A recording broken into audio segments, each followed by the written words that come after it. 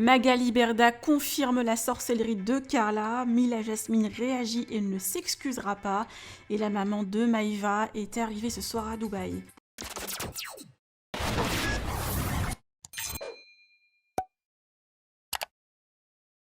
Magali Berda a enfin parlé et livré la vraie version des faits. L'agent des Marseillais était l'invité de TP1P ce soir et a dit clairement que les audios sont vrais et pas trafiqués. Carla reconnaît les faits et dit avoir agi sous contrainte. La somme d'1,4 million en 4 ans à la voyante est exacte et Carla a déposé plainte samedi matin pour escroquerie, abus de confiance et d'autres faits.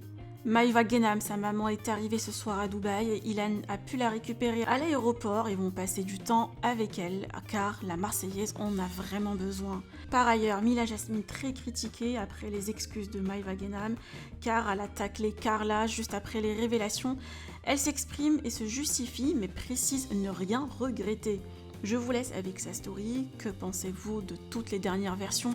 Partagez avec moi vos avis en commentaire et n'oubliez pas de liker la vidéo et de vous abonner à la chaîne. Et en plus, je sais ce que c'est d'être à sa place. C'est-à-dire quand vous êtes soulagé qu'on vous apporte une autre version parce que vous aimez tellement la personne que vous vous dites que c'est pas possible. Maïva, je sais très bien dans quelle situation elle est là actuellement. C'est-à-dire qu'elle ne peut pas croire que sa meilleure amie ait pu lui faire ça. Elle est dans un déni.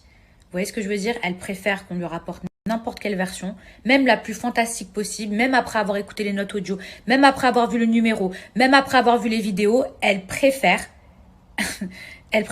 croire à une autre version que se dire, que s'imaginer que sa meilleure amie ait pu lui faire ça.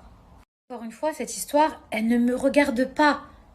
C'est juste que j'ai beaucoup d'amour envers Manon, envers Maïva, parce que ce sont mes amis, d'accord? Et que, à la base, c'est moi qu'on a traité de sorcière, et que ensuite, quand Maïva a pris la parole, on est tous venus me tomber dessus en mode « maintenant, excuse-toi » et on m'a menacé. Voilà pourquoi je reprends encore une fois la parole. Mais sinon, en soi, si ça ne me touchait ni de près ni de loin, je n'aurais jamais ouvert ma gueule. Si on rapporte des preuves par A plus B, qu'il y a eu un complot, qu'il y a des montages, que c'est pas sa voix, ou que ça a été trafiqué, mais j'aurais aucun problème à m'excuser, que ce soit en privé et en public. Mais dans le cas contraire,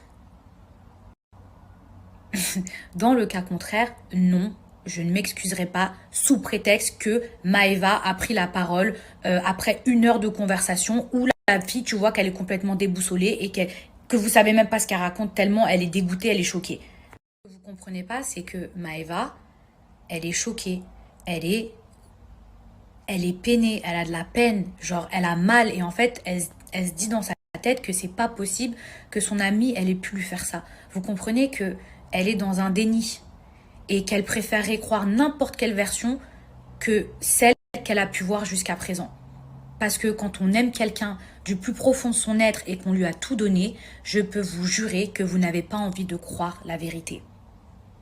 Même moi, je me suis dit au départ,